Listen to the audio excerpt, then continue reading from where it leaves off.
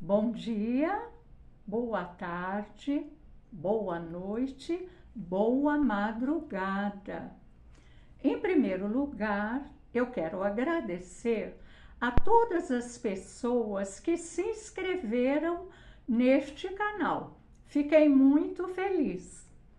Eu quero também agradecer aqueles que deram like e aqueles que escreveram comentário. Eu quero comentários. Sempre é bom comentários para me ajudar a ajudar vocês, a dialogar com vocês. Hoje o nosso encontro terá uma poeta. Eu vou agora contar como o nosso encontro está organizado. Em primeiro lugar, eu vou contar um pouco a vida e a obra dessa grande poeta. Depois eu vou tentar declamar 2 sonetos dessa grande poeta. E no final, após comentar um pouco os 2 sonetos, eu vou tratar de uma questão gramatical. Então, vamos começar. A poeta que eu escolhi para hoje é muito amada por mim. Ela também é muito amada pelos estudiosos da literatura, pelos amantes da poesia aqui no Brasil e em Portugal. Trata-se de uma poeta portuguesa. Vocês já devem ter ouvido falar o nome dela. Ela se chama Florbela Espanca, mas o nome completo dela é Florbela Dalma Conceição Espanca, um nome longo. Ela nasceu no século XIX, em 1894, na Vila Viçosa, no Alentejo, Portugal. Ela morreu com apenas 36 anos, em 1930, em Matosinhos, distrito do Porto, também em Portugal.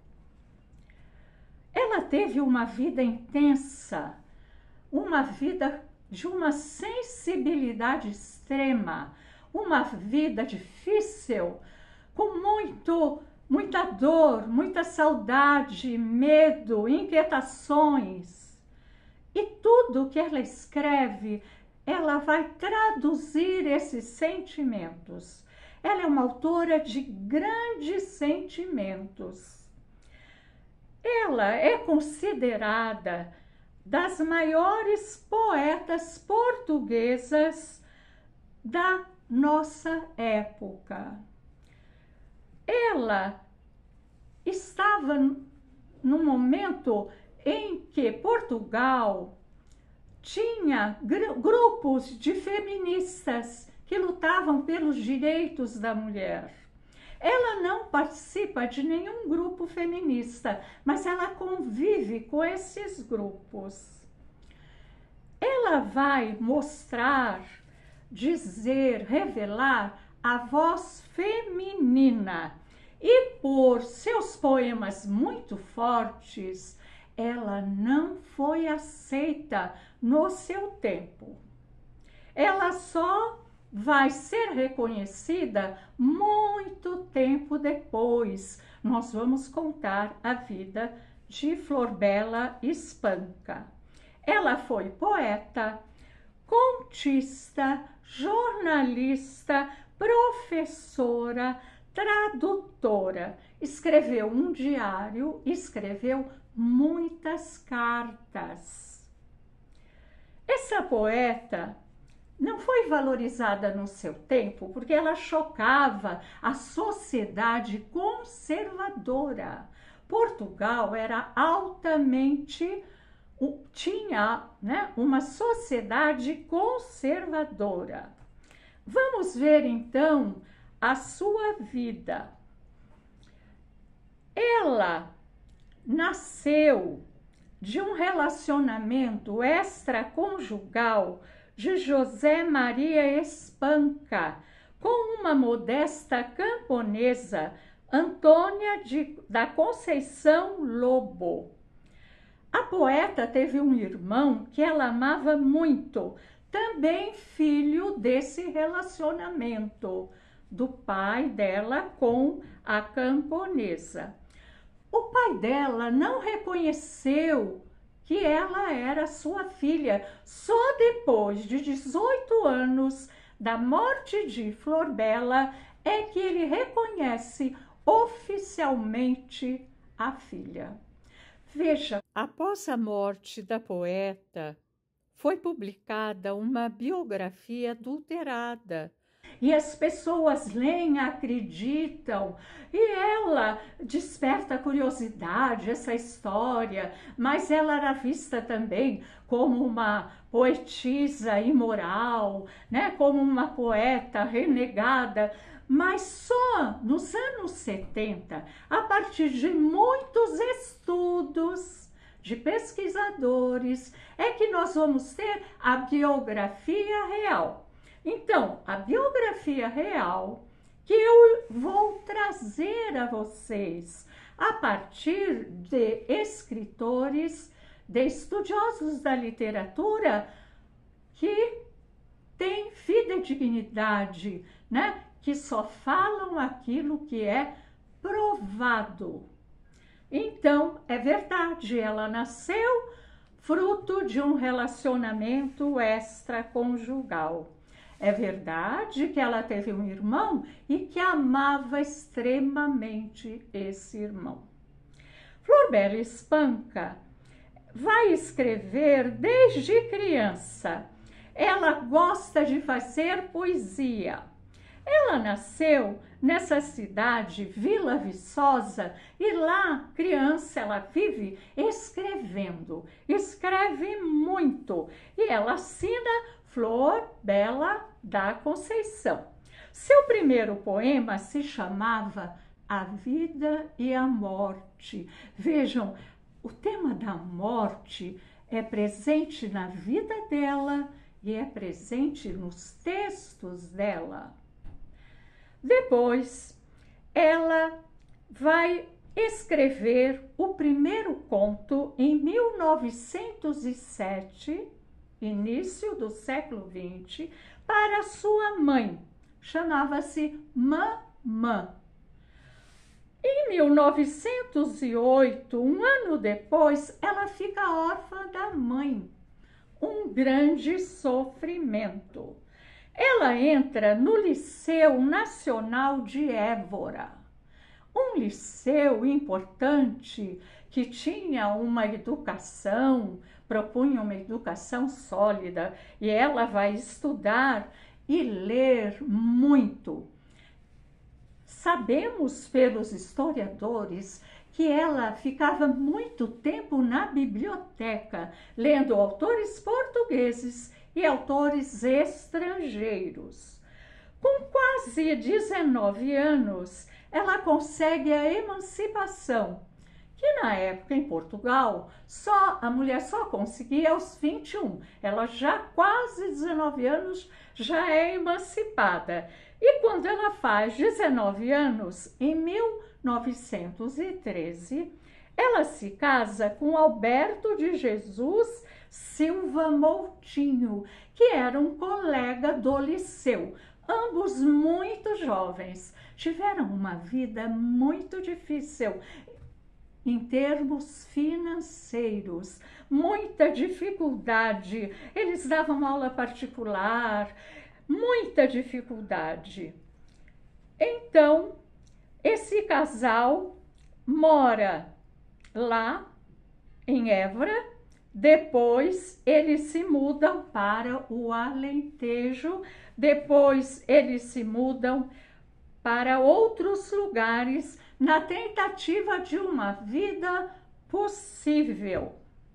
Em 1916, ela tem muito material, muitos poemas, e sonha em escrever, em publicar, em tornar público, mas não publica nenhuma obra nessa época. O que ela consegue é colocar um soneto no suplemento feminino chamado Moda e Bordado. Olhem só a sociedade conservadora. A mulher não podia escrever no jornal O Século de Lisboa, mas nesse jornal havia um suplemento que eles concediam que as mulheres publicassem. E aí ela faz um poema que ela coloca nesse suplemento, Crisântemos, primeiro poema que ela torna público, mas no Modas e Bordados. A gente vê como era conservadora a sociedade. Em 1917, ela conclui o curso de letras e ingressa na Universidade em Lisboa, no curso de Direito. Olhem, já outra barreira que ela consegue ultrapassar. Mulheres fazendo universidade e curso de direito, isso é muito questionado naquela época.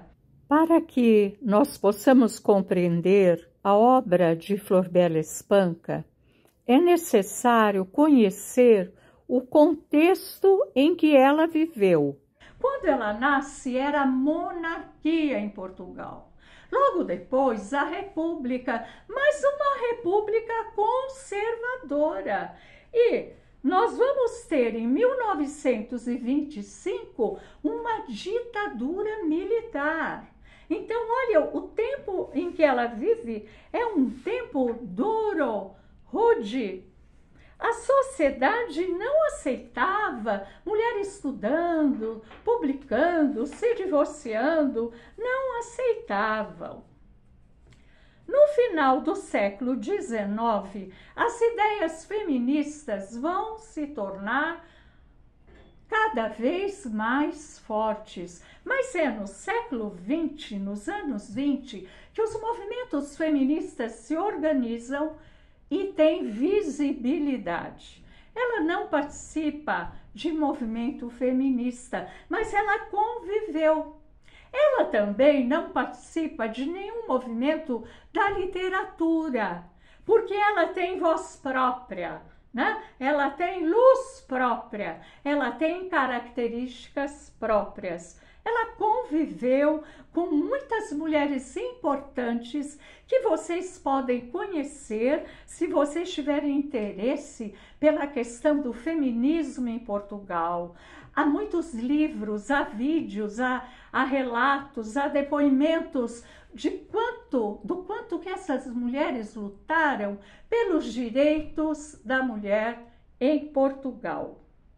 Em 1919, ela publica a sua primeira obra, Livro de Mágoas. Olhem o nome. A maioria das obras, dor, mágoa. Em 1920, ela ainda está casada com aquele moço que ela se casou, amigo, colega do liceu. Mas ela não quer mais esse casamento e ela passa a viver com um outro homem, Antônio José Marques Guimarães. Passa a viver com este homem e interrompe o curso de Direito. Em 1921, ela obtém o divórcio daquele amigo, primeiro marido, e então casa-se com o Antônio Guimarães. Eles moram no Porto, em Lisboa, né? E aí ela vai ter contato, né, com muitas ações, muitos poetas. Ela vive, né, nesse mundo muito ativo.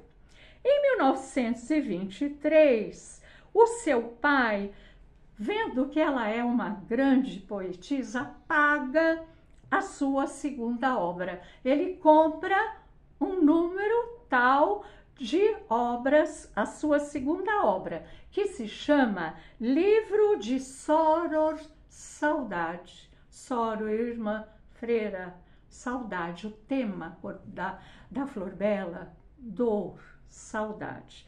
Quando a gente pensa, por que ela escolheu Soror Saudade? Por muitos motivos. Um deles é que o poeta português Antônio Durão viu que a Flor Bela era uma grande poetisa e ele expressa a sua admiração por essa poeta. Então, ele escreve um poema dedicado a ela e chama de Soror. Ele chama de Soror Saudade. E aí ela também escolhe o título desse segundo livro, Soror Saudade.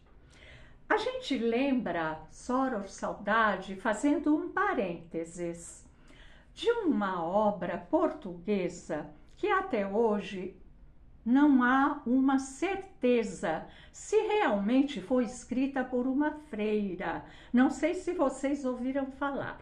Existe uma história na literatura portuguesa de que uma freira chamada Mariana Alcoforado se apaixona por um oficial francês e escreve poesias para ele. E o nome, dessa poesia, desse livro, é Cartas Portuguesas. Então, a gente vê, Soror, aquela obra do passado, e Flor Bela, a Soror da saudade, a Soror Saudade. Então, a gente pode até fazer uma relação dessa história. Vamos continuar a vida de Flor Bela.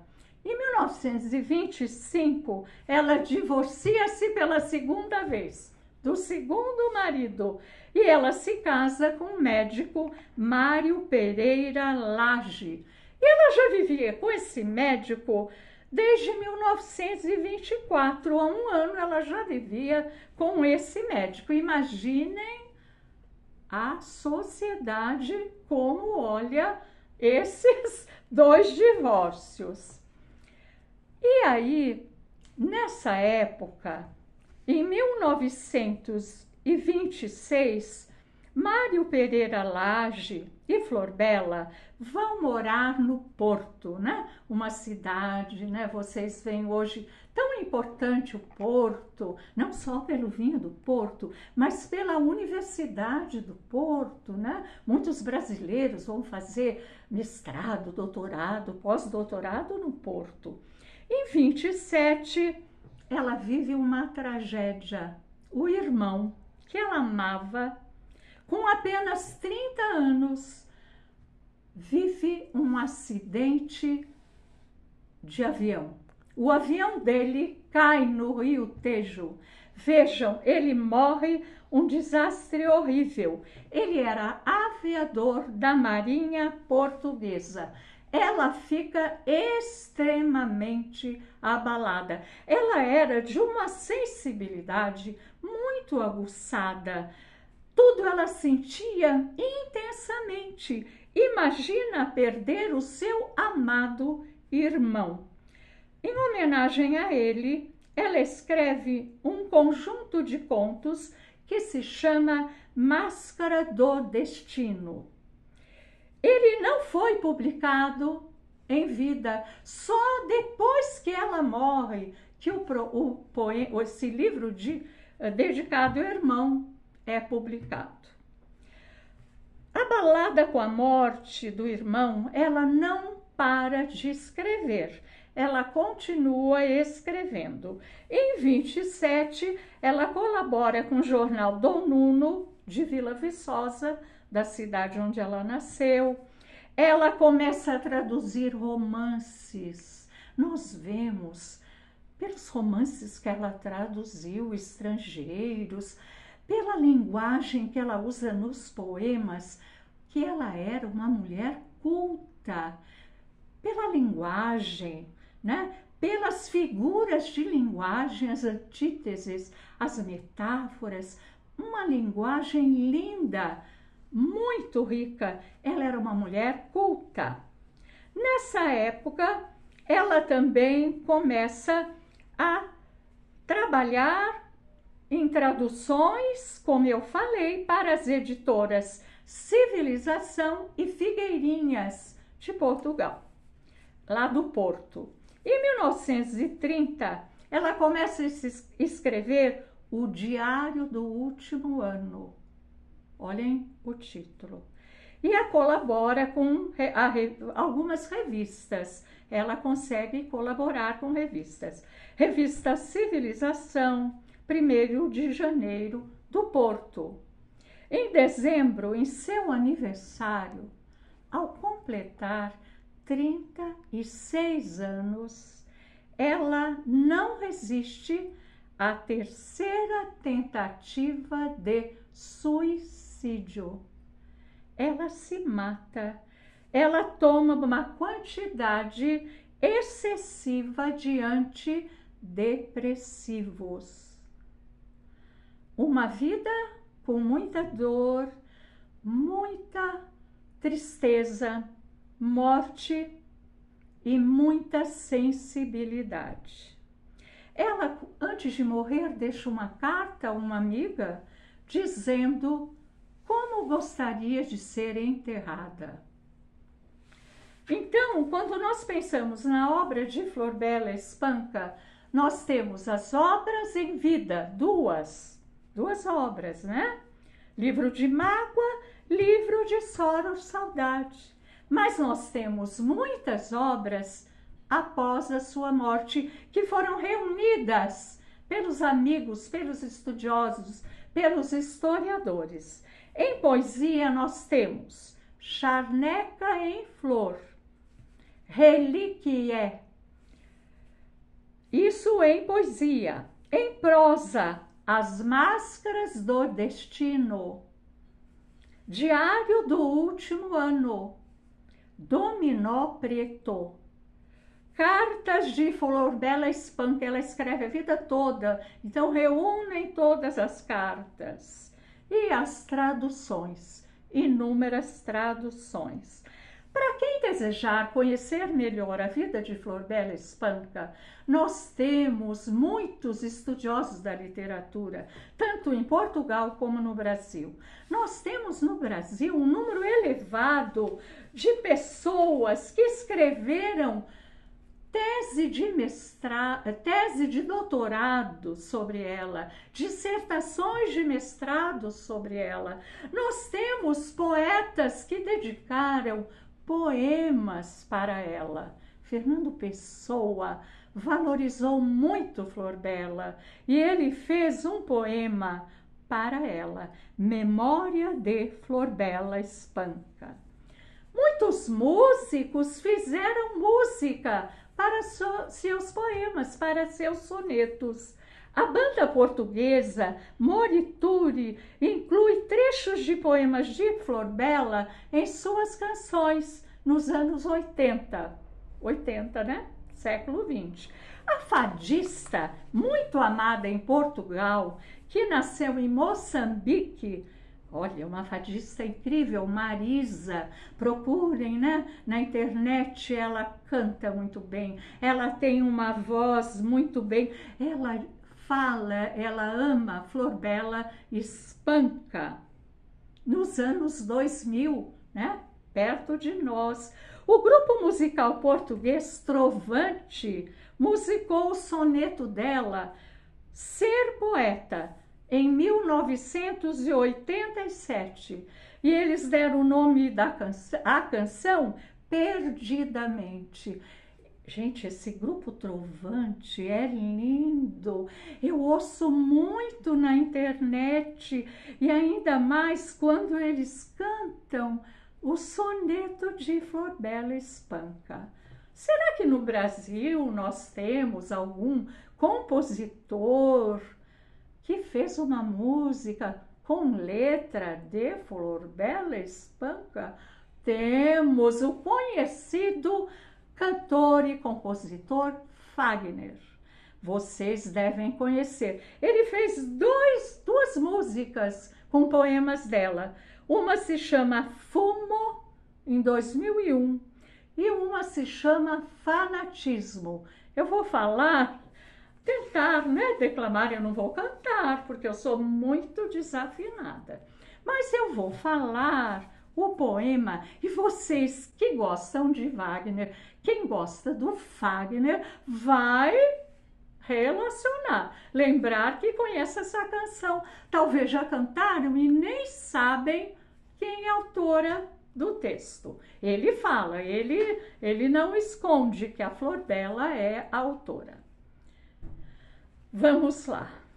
Minha alma de sonhar-te anda perdida, meus olhos andam cegos de te ver. Não é sequer a razão do meu viver, pois se tu és já toda a minha vida. Lembraram? Ah, eu ouço muito essa música. Vamos então agora conversar mais focando as especificidades da obra de Flor Bela. Antes de tentar declamar dois poemas, dois sonetos da poeta, nós vamos trazer por que ela na poesia foi ousada, por que ela avançou, por que ela quebrou estruturas na poesia. Em primeiro lugar, olhem o conservadorismo, a mulher não podia ter voz. E ela, além de ter voz, ela traz a intimidade feminina, a subjetividade feminina. Vários temas, o amor, a dor, a morte, a angústia, a tristeza, a saudade, a busca por liberdade. Temas universais. Eu espero que por muito tempo o amor ainda seja um tema presente na humanidade.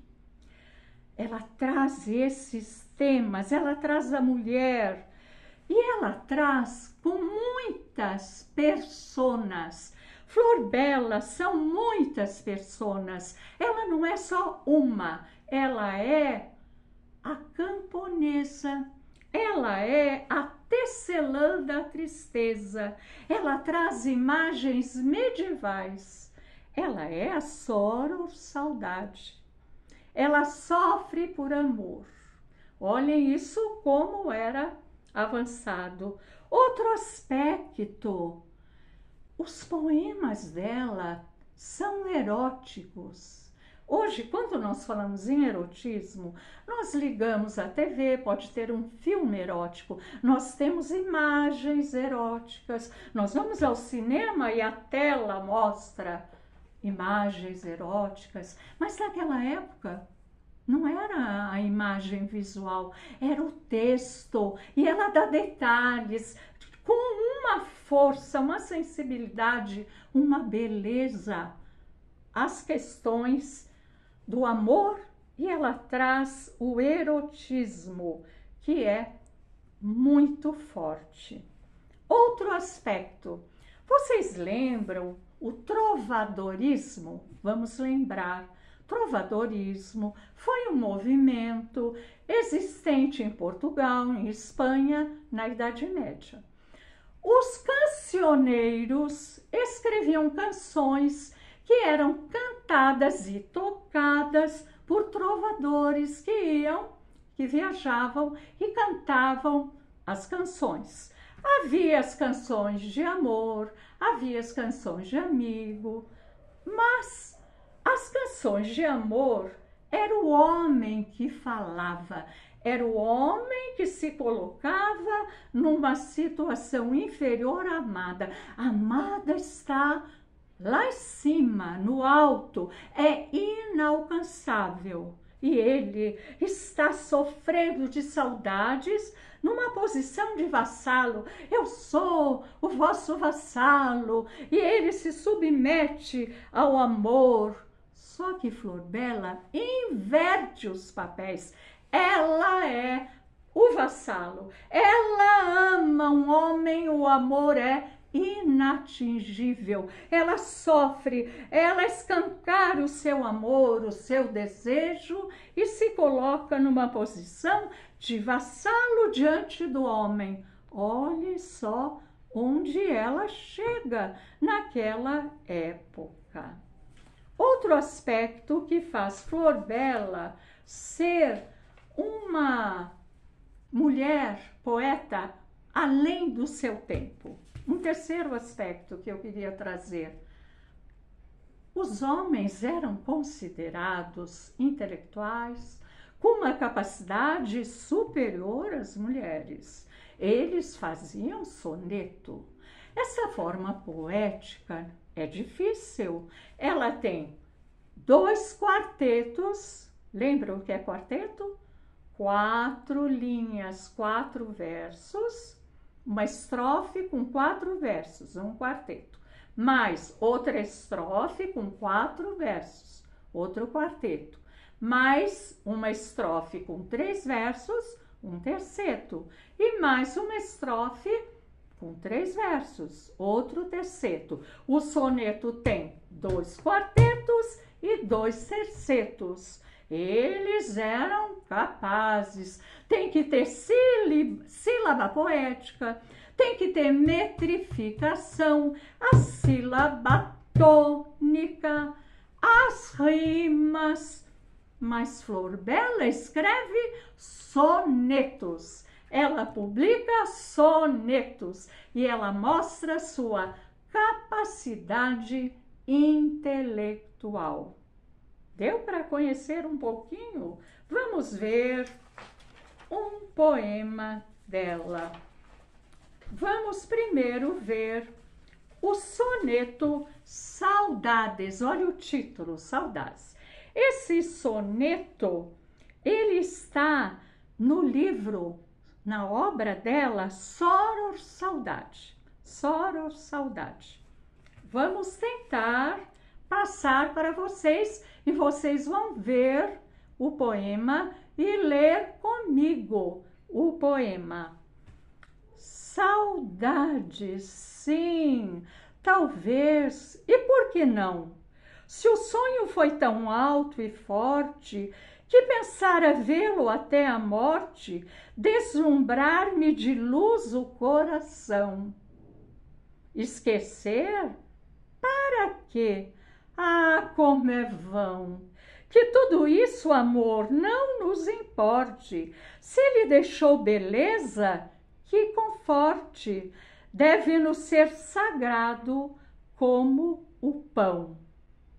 Quantas vezes, amor, já te esqueci, para mais doidamente me lembrar, mais decididamente me lembrar de ti. E quem dera que fosse sempre assim, quanto menos quisesse recordar, mais saudade andasse presa a mim. Não é lindo? Ah, eu quero esquecer, mas não consigo. Não é só um sentimento feminino, né? Toda pessoa que amou e perdeu o amado, e deixou, o amado a deixou, e ficou distante do amado, sofre saudade. E ela fala, canta a saudade. Vejam, há uma musicalidade no poema. Há rimas que dão a musicalidade. Não, coração, vão, pão, importe, conforte, esqueci de ti, assim, mim, né? Ela vai jogando as rimas, há muita exclamação, muito ponto, sinal de exclamação, há muito sinal de interrogação, é a vida, ela é repleta de questões, de perguntas, ela é repleta de espantos. O interior, nosso interior, é repleto de questões. Quem não se questiona? é repleto de exclamações, de espantos. Ela traz esse interior de exclamações e de espantos. Ela traz advérbios fortes, ouçam, né? O que ela fala: doidamente, decididamente, advérbios muito fortes. É assim que ela faz o seu soneto, 2 quartetos, 2 tercetos, lindíssimo. Eu vou ler agora, gostaram? Agora eu vou ler aquele que eu mais gosto, de que eu mais gosto. Eu acho de uma delicadeza. E eu fico perguntando, tem um momento do poema que eu lembro, né? Eu lembro, devagarinho, um poeta brasileiro. Vamos ver também se vocês lembram. Esse poema que eu vou declamar também é um soneto. Também possui 2 quartetos e 2 tercetos. Vamos lá.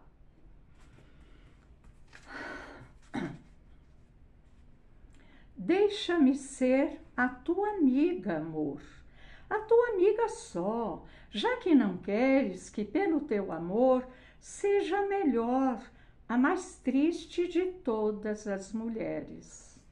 Que só de ti me venha mágoa e dor, o que me importa a mim? O que quiseres é sempre um sonho bom. Seja o que for, bendito seja tu por mo dizeres. Beija-me as mãos, amor, devagarinho, como se os 2 nascêssemos irmãos, aves cantando ao sol no mesmo ninho. Beija, mas bem, que fantasia louca, guardar assim fechados nessas mãos os beijos que sonhei para minha boca. Olhem as imagens da Flor Bela Espanca neste soneto. Ela, se não recebe o amor, se o amado não retribui o amor que ela sente por ele, ela propõe que sejam amigos, que ela seja amiga.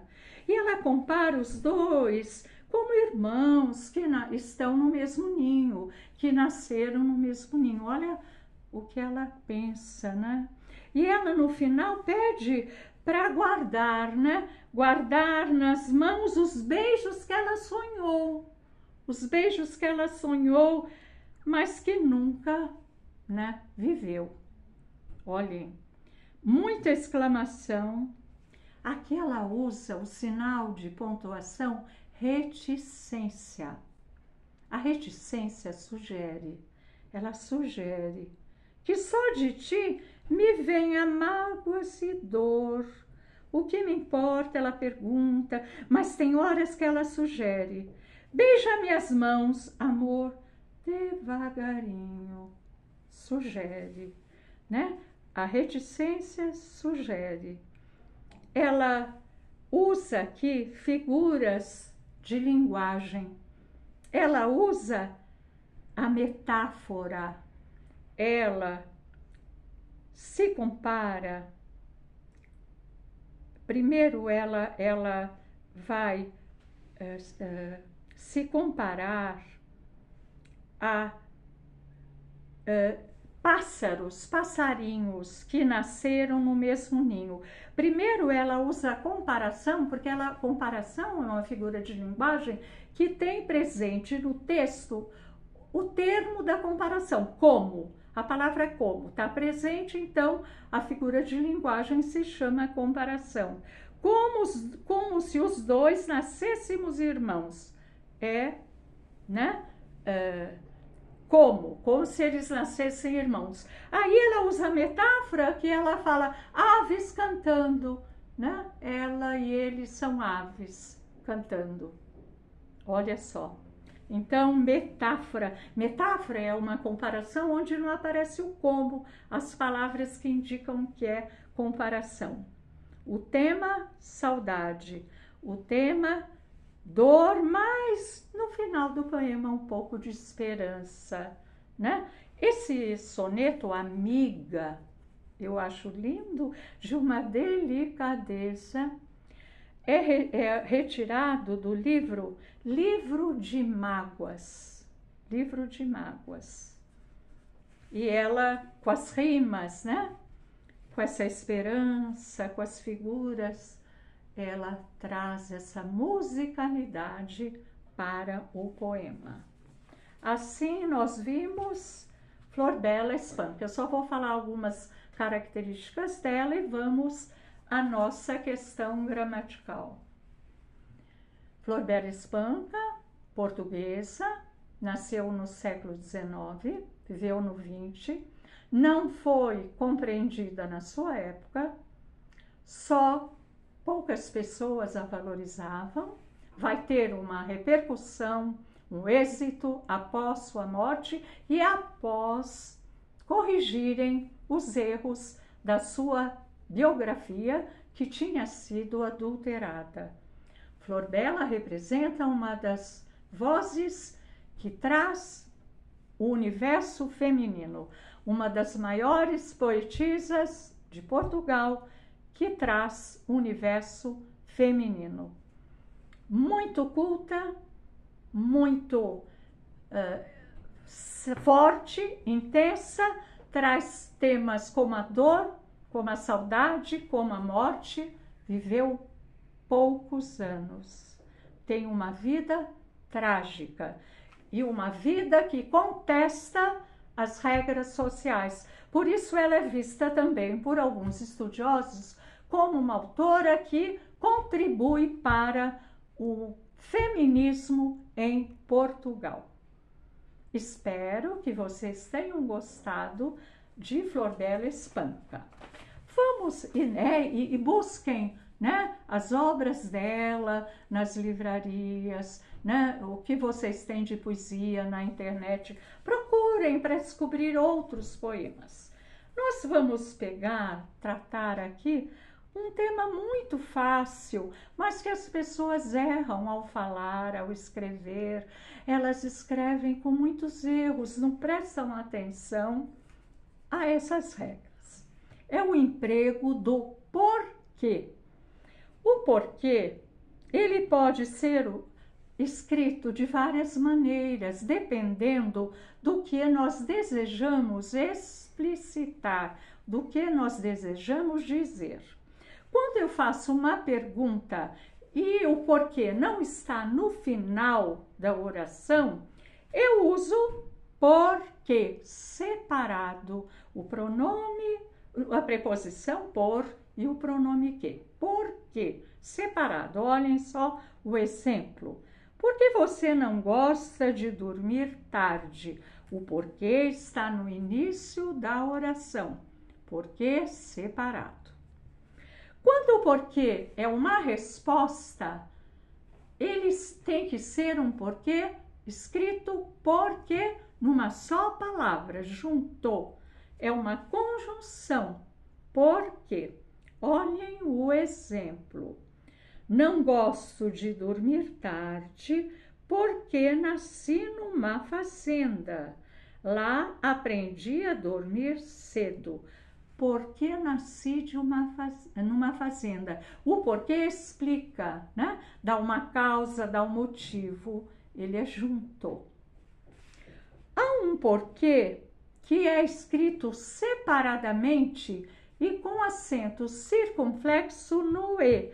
É quando o porquê faz uma pergunta no final da oração.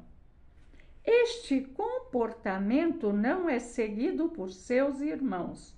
Por quê? Eu faço uma pergunta no final da oração. Por que separado com acento circunflexo? Por qual motivo, né? Por qual motivo? O quê? Por qual motivo? Qual é a causa? E a quarta forma do porquê é quando o porquê é um substantivo. Ele é escrito junto e tem o acento no último E. O porquê da questão, a causa, o motivo, ele é um substantivo. Ele pode ter um numeral, um artigo antes. O porquê, um porquê. Vamos ver o exemplo. Não sei o porquê de meus irmãos gostarem de dormir tão tarde. Não sei a causa, o motivo é um substantivo. Não sei a razão. Ficou claro o emprego do porquê? Espero que vocês tenham gostado dessa aula. Espero que, se vocês gostarem, vocês divulguem, se inscrevam, passem para outras pessoas que querem estudar Flor Bela Espanca e rever algumas questões gramaticais. Bom dia, boa tarde, boa noite, boa madrugada.